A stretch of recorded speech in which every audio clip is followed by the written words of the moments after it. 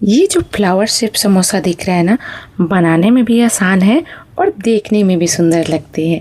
तो चलिए इसे बनाते हैं। बनाने के लिए ना मैंने आलू को बॉईल कर ली हूँ। उसके बाद एक कढ़ाई में ऑयल को गर्म की, उसमें थोड़ा सा जीरा, थोड़ा सा दरदरा कूटा हुआ धनिया, आधा प्याज मैंने कट कर लिया बिल्कुल बारीक। अगर आप बारीक नहीं कट करोगे ना तो जब समोसे का फिलिंग बनाकर भर के फ्राई करोगे ना तो ये बाहर निकलने लगेंगे चूखे, इसलिए जो भी इसमें डालें ना बिल्कुल बारीक करके डालें।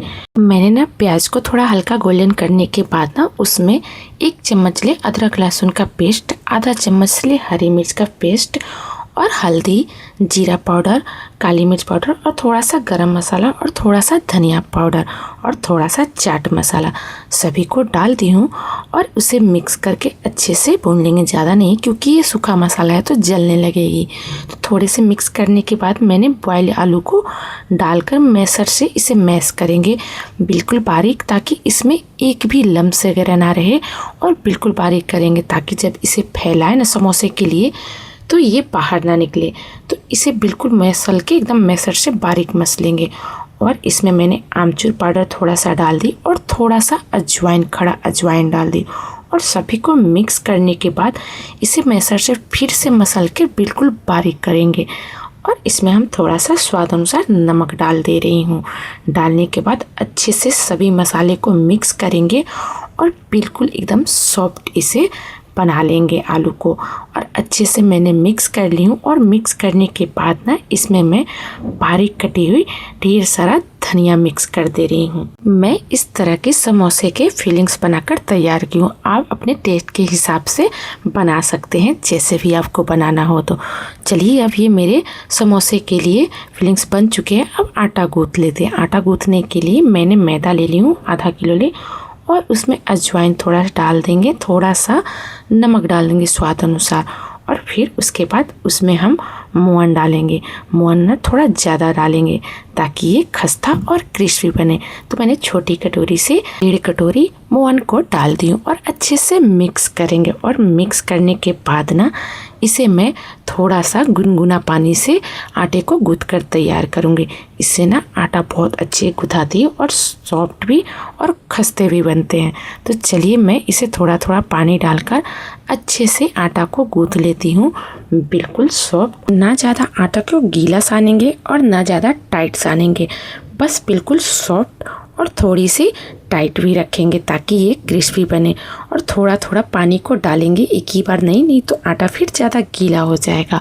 और अच्छे से इसे मिक्स करके हाथों से इसे खूब अच्छे से मसलेंगे ताकि ये जितने भी हो ना आटे लचीले एकदम अच्छे से सन आ जाए। तो ये मेरे आटे गूँथ चुके हैं। अब इसे थोड़ा मल लेंगे हाथों से ताकि ये थोड़ा लचीला हो जाए।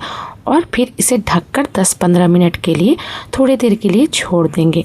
10-15 मिनट के बाद ना फिर हम ले लेंगे आटे को और बेलन चकला को भी ले लेंगे। रोटी के साइज में ही कट कर लेंगे और फिर इसे गोल करके पेड़े के आकार में हम रोटी की तरह बेल कर इसे शेप दे देते हैं बिल्कुल रोटी की तरह। और बिल्कुल आसान सा है ये फ्लावर वाली समोसा बनाने में। बस उसमें ज़्यादा होता है कि हम लोग बेलते हैं, फिर उसे कट करते हैं और उसे शेप देते हैं। और शेप देने भी नहीं आती है किसी किसी को, तो सीखना पड़ता है। इससे अच्छा ये आसान सी रेसिपी है कि आटे के भी ना अगर आप घर पे रोटी बनाते हो तो उसे भी इस तरह से करके बच्चे को टिफ़िन में बना के दे सकते हैं। तो चलिए मैंने इसी तरह से 2 रोटी पहले बेल ली हूँ। और दोनों रोटी के बेलने के बाद ना एक रोटी के ऊपर अब जो समोसा के लिए मैंने चोखा बनाई हूँ ना फिलिंग्स, उसे हम इसमें चम्मच के सहारे इस तरह से एक बराबर चारों तरफ से अच्छे से मैं फैला दे रही हूँ। आप चाहो तो हाथ से भी फैला सकते हैं, लेकिन फैलाएंगे ना तो सभी को एक बराबर अच्छे से फैलाएंगे ताकि कहीं भी ज़्यादा और कम ना हो। तो अच्छे से फैलाने के बाद ना जो दूसरी रोटी बेल कर मैं रखी हूँ ना उसे ले लेंगे और इसके ऊपर से हम कवर कर देंगे। तो चलिए अब अच्छे से मैं फैला चुकी हूँ और दूसरी रोटी को मैं लेकर कवर कर दे रही हूँ।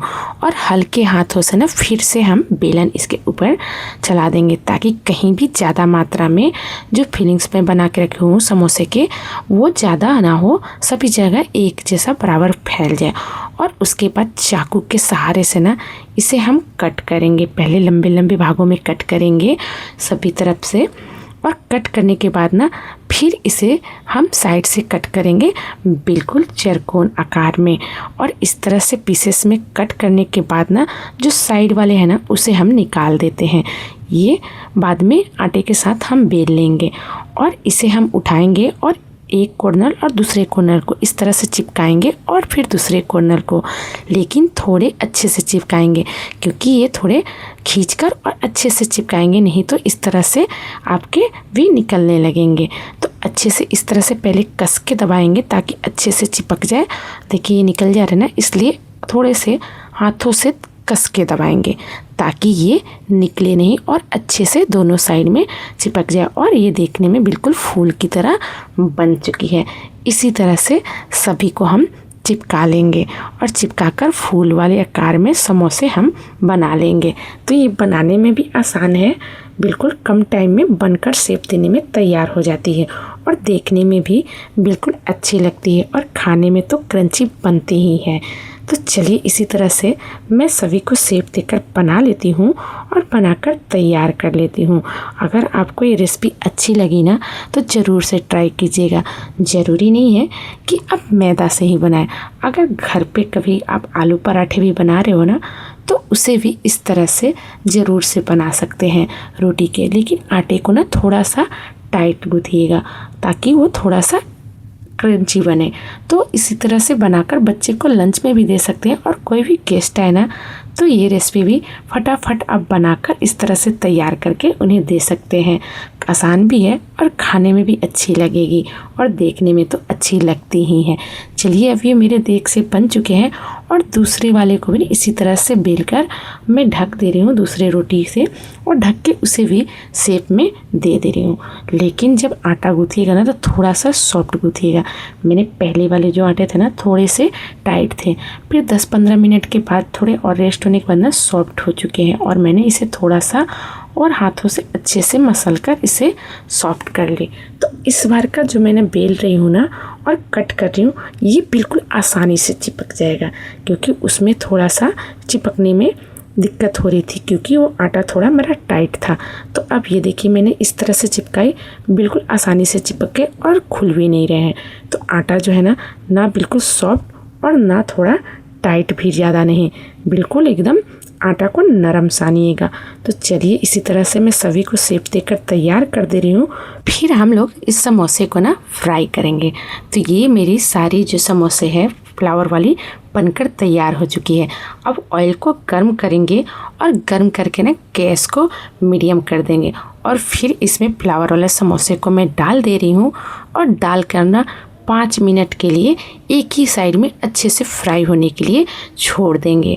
फिर 5 मिनट के बाद ना ही इसे हम धीरे से उलट पलट करेंगे। जो अंदर मैंने आलू के फीलिंग्स भरे हो ना तो वो बाहर नहीं निकलते हैं, निकलेंगे थोड़े बहुत निकलेंगे, लेकिन मसाला बनाते समय यही चीज़ ध्यान रखना पड़ता है कि इसके अंदर ना बिल्कुल बारीक हम रखें ताकि ये निकले नहीं। तो देखिएगा फ्राई करते समय बिल्कुल थोड़े बहुत निकलेंगे, तो इतना तो चलता है क्योंकि अच्छा देखने में और टेस्टी कुछ बनाकर खाना है और कुछ अलग खाना है तो इतना बहुत तो चलेगा ही। तो चलिए मैं इसे फ्राई कर ली हूँ। अब इसे मैं निकाल ले रही हूँ। आपको ऑयल में दिखाई दे रहे हैं ना थोड़े बहुत निकले हैं। जो मैंने प्याज के और थोड़े बहुत आलू के जो बड़े बड़े थोड़े दाने रह गए हैं ना वही मेरे निकल कर बाहर आ गए हैं। तो प्याज जब भी काटे बिल्कुल बारीक काटे और आलू को बिल्कुल मसल कर एकदम बारीक कर दें। तो ये मेरे फ्राई हो चुके और बाकी के इसी तरह से डाल के मैं फ्राई कर लूँगी और ये मेरी बनकर फ्लावर वाली समोसे तैयार हो चुकी।